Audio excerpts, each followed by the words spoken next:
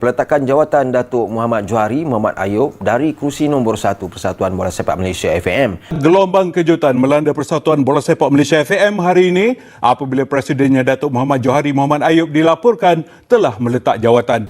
Kita sebulat suara menerima sebulat suara, Esko sebulat suara menerima peletakan jawatan Datuk Johari. Maknanya 100% lah. Kita terima dan kita menghormati, kita menghormati keputusan dia, keputusan pribadi dia untuk letak jawatan. Kita menghormati keputusan dia. Kita tidak mahu timbul spekulasi luar lah, ataupun liar, spekulasi liar yang berkaitan dengan ini. Ini pilihan Datuk Johari dan kita di peringkat FAM, di peringkat Esko memutuskan menerima. Dan kita ucap terima kasih kepada Datuk Johari menerima dan semoga dia berjaya apa pun bidang dia ceburi selepas ini.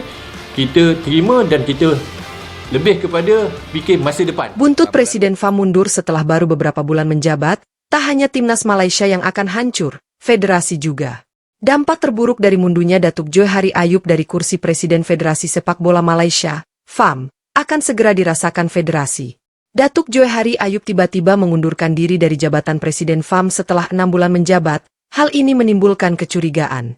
Sementara Datuk Yusof Mahadi selaku wakil ditunjuk sebagai pelaksana tugas Presiden oleh Komite Eksekutif pada Rabu, 27 Agustus 2025.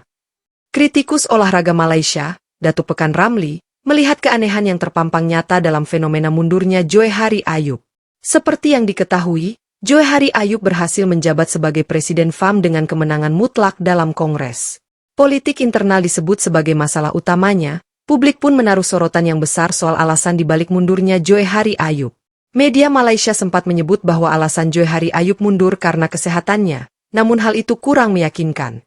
Aneh rasanya mendengar seorang presiden mengundurkan diri begitu cepat, kata Datuk Pekan Ramli. Kemenangannya yang tanpa perlawanan menunjukkan dukungan bulat dari afiliasi FAM di Kongres. Tetapi ia mengundurkan diri sebelum menyelesaikan masa jabatannya, dan hal itu menimbulkan kekhawatiran akan adanya politik internal. FAM telah lama menjadi sorotan karena berbagai isu, dan perubahan kepemimpinannya hanya akan mengundang lebih banyak pertanyaan. Sebelumnya, sepak bola Malaysia khususnya federasi diguncang masalah naturalisasi pemain keturunan. Malaysia dianggap telah menjual paspor demi mendapatkan pemain dari Amerika Latin dan Eropa untuk dinaturalisasi. Hal itu ditambah salah satu pengakuan pemain naturalisasi asal Argentina, bahwa garis keturunan Malaysia yang dimiliki dari kakek buyutnya. Setelah kabar itu viral, kini Datuk Johari Ayub tiba-tiba memilih mengundurkan diri dari jabatannya.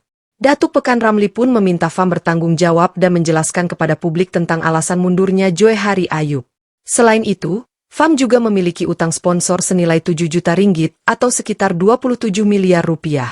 Jika tidak, federasi akan menatap kehancuran di depan mata dengan tak lagi dipercaya publik Malaysia. Sebagai badan nasional, FAM harus bertanggung jawab dan menjelaskan keputusannya kepada publik. Organisasi manapun yang menghadapi perubahan terus-menerus akan kesulitan untuk mendapatkan kepercayaan publik, pungkas Pekan Ramli.